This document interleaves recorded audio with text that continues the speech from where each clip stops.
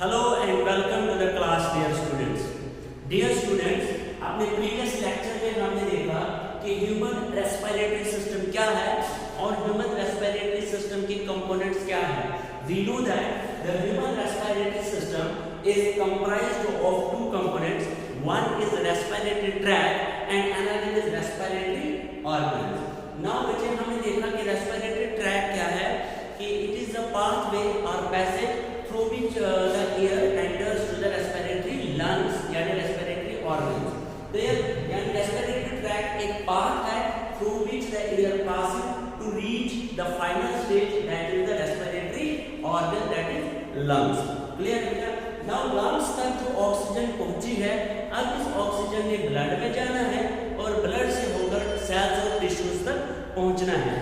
आज हम इसी टॉपिक की बात करेंगे, exchange of gases between the cells and the blood, between the cells and the blood, between the tissues and the blood। clear?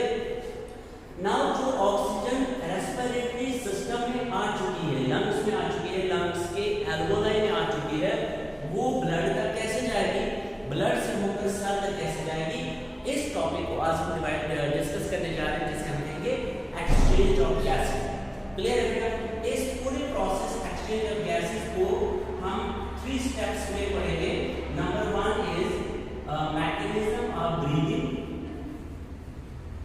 Mechanism of breathing.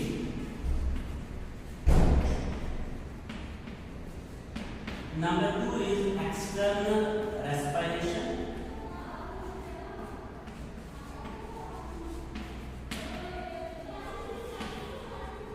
and number 3 is internal respiration। clear? Mechanism of breathing में हम देखते हैं, breathing क्या है बेटा? अगर हम बात करें ब्रीदिंग की, तो ब्रीदिंग इन्वॉल्व्स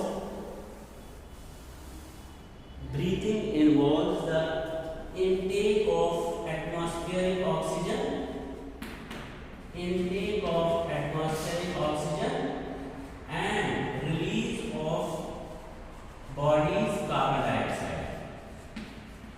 इस प्रोसेस को, intake of oxygen को हम इंस्पायरेशन भी कहते हैं और इस प्रोसेस को हम एक्सपायरेशन भी कहते हैं। और इस प्रोसेस को हम, ये क्लियर हो गया बेटा, इंस्पायरेशन और एक्सपायरेशन। एक और नाम है इन दोनों के लिए, इनहेलेशन भी कहते हैं। किसे? इंस्पायरेशन को इनहेलेशन भी कहते हैं और इसे एक्सहेलेशन भी कहते हैं। इनहेल का मतलब है सांस को अंदर ले लेना और एक्सहेल का मतलब है सांस को बाहर छोड़ना। सो ये हो गया ब्रीदिंग मैकेनिज्म। नाउ ये दोनों प्रोसेसेस, एक है इंस्पिरेशन या फिर इनहेलेशन, दूसरा है एक्सहेलेशन। इन दोनों प्रोसेसेस का जो मैकेनिज्म है, यानी ये दोनों प्रोसेसेस कैसे होंगे, चलिए हम पहले उनको देखते हैं। जब बात आती है इंस्पिरेशन की या इनहेलेशन की, तो बेटा इस प्रोसेस को, इनहेलेशन हमने कहा कि inhalation involves intake of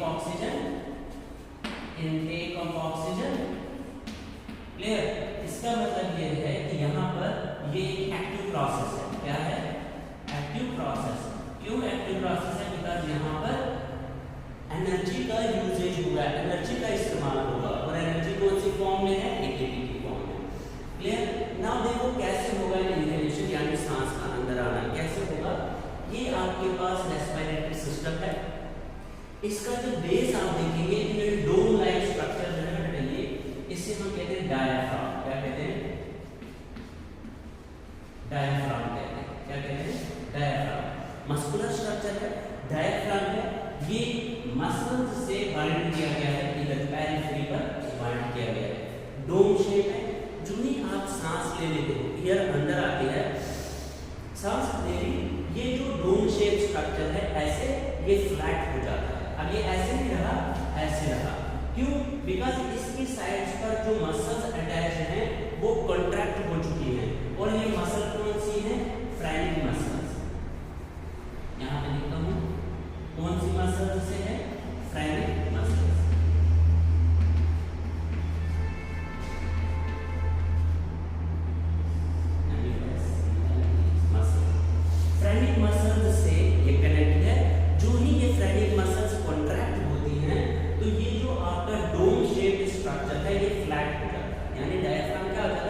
flat हो जाए, जिस वजह से नीचे वाला पोर्शन जो लंग्स का है इसमें क्या है, स्पेस या कहिए कैविटी जो है बढ़ जाती है। क्या हो जाती है, स्पेस बढ़ जाती है, एयर के लिए और ज्यादा जगह बढ़ जाती है।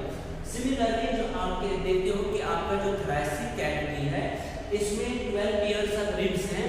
इन रिब्स के साथ, इन रिब्स के जो है बीच में आपके यहाँ मसल्स पाए जाते हैं, 11 पेयर्स ऑफ मसल्स, जिन्हें हम कहते हैं external intercostal muscles, external intercostal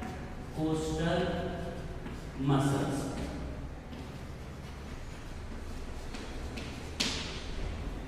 ferric muscles के कॉन्ट्रैक्शन के कारण आपका जो डोम शेप डायफ्राम है वो नीचे चला गया तो स्पेस बढ़ गई। एक्सटर्नल इंटरकोस्टल मसल्स भी कॉन्ट्रैक्ट होगी तो आपकी जो चेस्ट कैविटी है वो इंक्रीज करेगी, बिकॉज ये मूव ऑन करेगी आउटवर्ड और अपवर्ड की ओर, जिसकी वजह से आपकी कैविटी जो है वो इंक्रीज करेगी और लंग्स के अंदर जो स्पेस है वो बढ़ जाएगी। अब जो उसका अपने एयर है वो कम है और बाहर जो बॉडी के बाहर एयर है वो ज्यादा है। ऑब्वियसली जो बॉडी के बाहर वाला एयर है उसका प्रेशर हाई है और अंदर जो लंग्स के अंदर है इस वक्त वो कम है। सो एयर हमेशा रश करती है from high pressure towards the low pressure.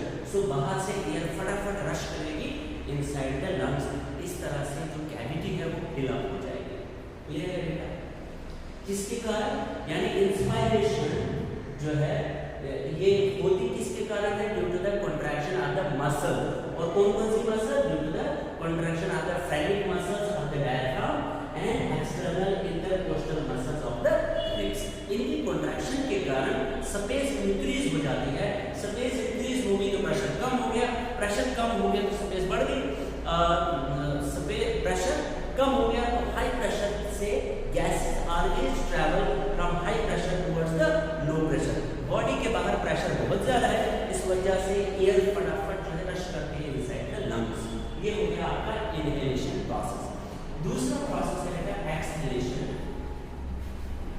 ये जो एक्सहेलेशन है ये रेसिप्रोकल कहिए, वाइस वर्सा कहिए या इनवर्स कहिए, किसका है? इसका है इनहेलेशन का वाइस वर्सा। जो मसल्स कॉन्ट्रैक्ट हो चुकी हैं वो रिलैक्स करेंगी, यानी वो रिलैक्स करेगी, अपनी नॉर्मल पोजीशन पे आएगी, तो जो फ्लैट डायफ्राम है वो डोम शेप में आएगा।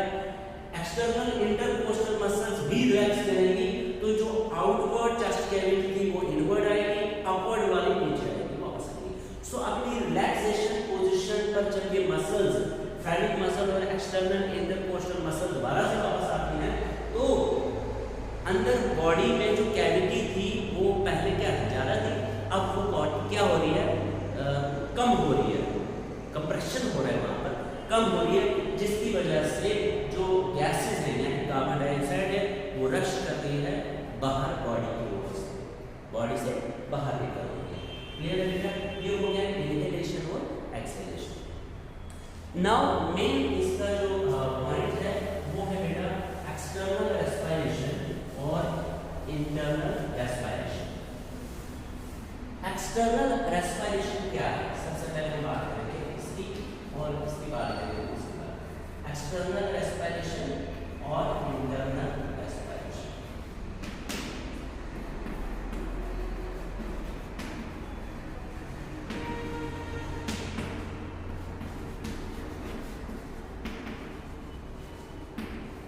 एक्सटर्नल रेस्पिरेशन के केस में हम देखते हैं कि जो इंस्पायर्ड एयर है लंग्स तक पहुंची है, अब इस एयर में पहले ब्लड के साथ मिक्स होना है, ब्लड को ऑक्सीजनेटेड करना है, फिर वो ब्लड हार्ट के पास जाएगा, हार्ट उसको पंप करेगा टू द डिफरेंट टिश्यूज है।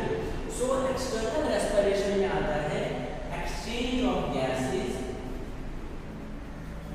Exchange of gases between alveoli and blood, blood से alveoli तक, यानी ऑक्सीजन जो alveoli में पहुंची है अब वो पहले किधर जाएगी? ब्लड में, सैलरी ब्लड में, ब्लड से ये हो गया एक्सटर्नल रेस्पिरेशन। और इंटरनल रेस्पिरेशन में आप देखोगे exchange of gases between blood and tissues कैसे होगा, चलिए हम पहले ये देखते हैं। सो हमने देखा कि एक्सटर्नल रेस्पिरेशन में क्या होगा, जो ऑक्सीजन आई है वो पहले ब्लड को मिलेगी, उसे हम एक्सटर्नल रेस्पिरेशन से, उसे हम एक्सटर्नल रेस्पिरेशन कहते हैं। फिर ब्लड कैरी करेगा to every cell of the body क्या, ऑक्सीजन, उसे हम इंटरनल रेस्पिरेशन कहते हैं। तो चलिए देखते हैं बेटा ये रेस्पिरेशन कैसे होगी।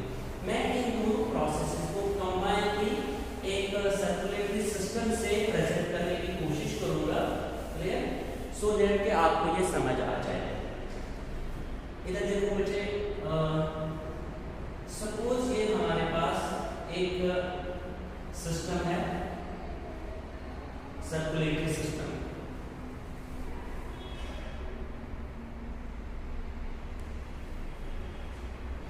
ये हमारे पास सर्कुलेटरी सिस्टम। आप नेक्स्ट जो टॉपिक है उसमें भी सर्कुलेटरी सिस्टम पढ़ेंगे और उसमें बहुत अच्छे से पढ़ेंगे कि हमारा जो हार्ट है वो डबल सर्कुलेशन शो करता है। यहाँ पर मैं क्योंकि जो लेफ्ट साइड है हार्ट की, यानी आपको पता है हार्ट में 4 चैम्बर्स हैं, 2 ऑरिकल्स और 2 वेंट्रिकल्स। जो लेफ्ट साइड है उसकी, उसमें ऑक्सीजनेटेड ब्लड आता है और राइट साइड में आता है डीऑक्सीजनेटेड ब्लड। सो मैं यहाँ पर इन्हीं राइट और लेफ्ट चैम्बर्स को अलग अलग से शो करने की कोशिश करूंगा। ये होगी लेफ्ट, ठीक है, और ये होगी इसके राइट चैम्बर्स, ठीक है, clear.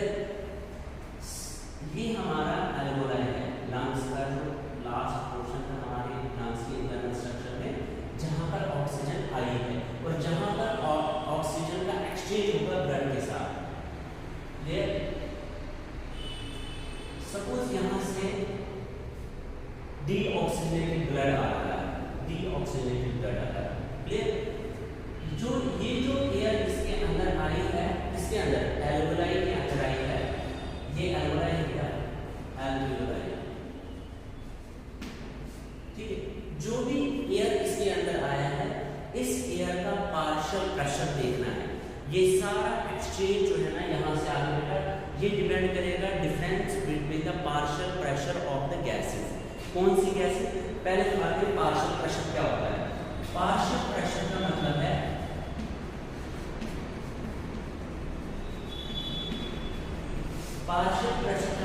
Pressure exerted by gas in a mixture of gases. हमें पता है एयर जो है मिक्सचर ऑफ गैस है, ऑक्सीजन भी है, उसमें कार्बन डाइऑक्साइड भी है, उसमें नाइट्रोजन भी है, उसमें वेपर्स भी है, और हर एक गैस का अपना एक पर्टिकुलर प्रेशर है जिसे हम पार्शियल प्रेशर कहते हैं। सपोज ऑक्सीजन के बारे में कहा जाता है, ऑक्सीजन का जो पार्शियल प्रेशर है लंग्स इसमें एल्वेओलाई में जब आती है तो इसका partial pressure 100 mm of Hg कितना है, कुछ बुक्स में 104 भी दिया है, दोनों चीजें सही है, 100 mm of Hg है, क्लियर। जब ये एयर अंदर आया, किसमें, एल्वेओलाई में आया, तो इसमें ऑक्सीजन का पार्शियल प्रेशर कितना था, 100 mm of Hg, और कार्बन डाइऑक्साइड का कितना था, 40 mm of Hg। ये बात याद रखें। ऑक्सीजन जब इस एल्वेओलाई में एयर अंदर आया तो उसे हमने कहा एल्वेओलर एयर, क्या कहेंगे, एल्वेओलर एयर। इस एल्वेओलर एयर में ऑक्सीजन का जो पार्शियल प्रेशर था उसे हम बच्चे PO2 से रिप्रेजेंट करते हैं, पार्शियल प्रेशर ऑफ ऑक्सीजन। इसी तरह से partial pressure of carbon dioxide, वो कितना था, ऑक्सीजन का कितना है 100 और कार्बन डाइऑक्साइड का 40। लेकिन जो डीऑक्सीजनेटेड ब्लड यहाँ से कैरी किया जा रहा है, क्लियर, कैरी किया जा रहा है, इस डीऑक्सीजनेटेड ब्लड में, इस डीऑक्सीजनेटेड ब्लड में क्या है, ऑक्सीजन का जो पार्शियल प्रेशर है ब्लड के अंदर वो है 40, कितना है 40, और कार्बन डाइऑक्साइड का जो पार्शियल प्रेशर है वो है 46। किसमें, डीऑक्सीजनेटेड ब्लड में, जो ब्लड यहाँ से आ रहा है, इसके इसके कट में, इसके ये जो आपका एल्वेओलाई है ना, इसमें बहुत सारी ब्लड कैपिलरीज इसके साथ है,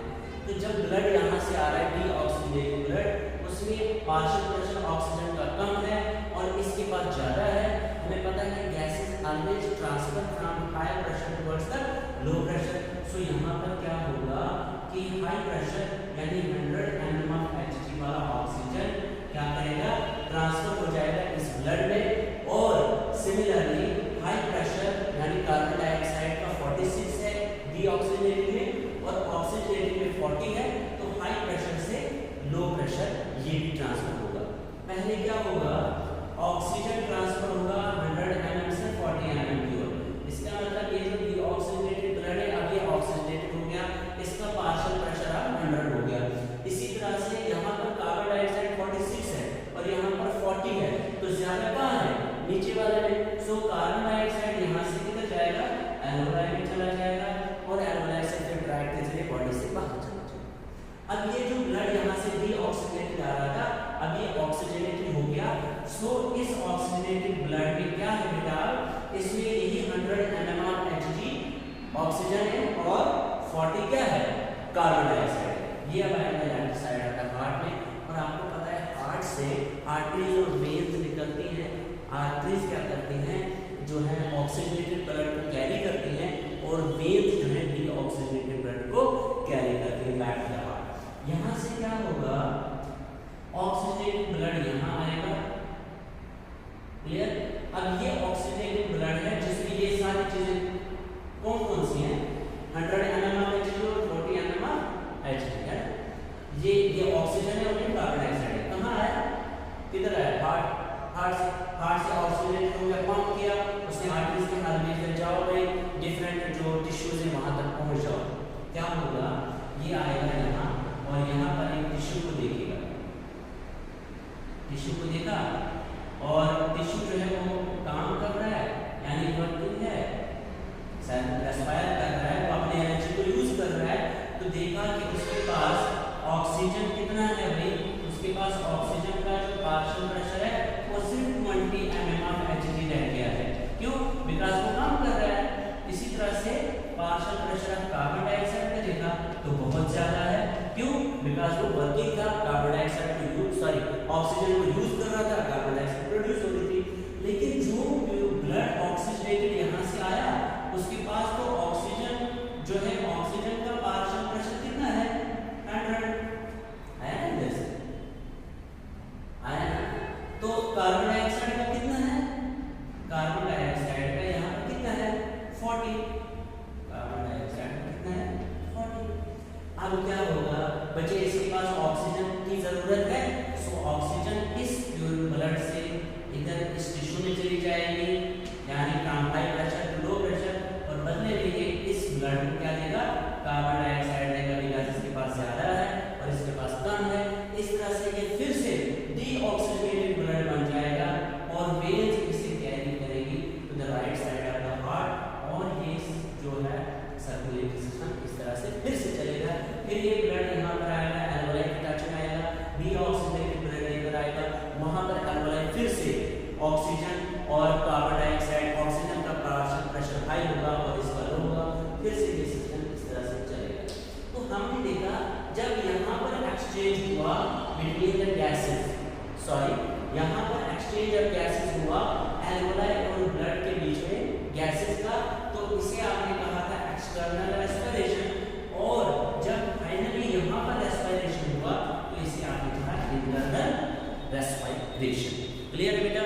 सो हमने देखा कि रेस्पिरेशन का जो मेन टॉपिक है, या कहिए कि आप कहिए कि पूरा रेस्पिरेशन जो एक्सचेंज ऑफ गैसेस टॉपिक है उसका सबसे इंपॉर्टेंट पोर्शन ये है, यानी एक्सटर्नल रेस्पिरेशन और इंटरनल रेस्पिरेशन।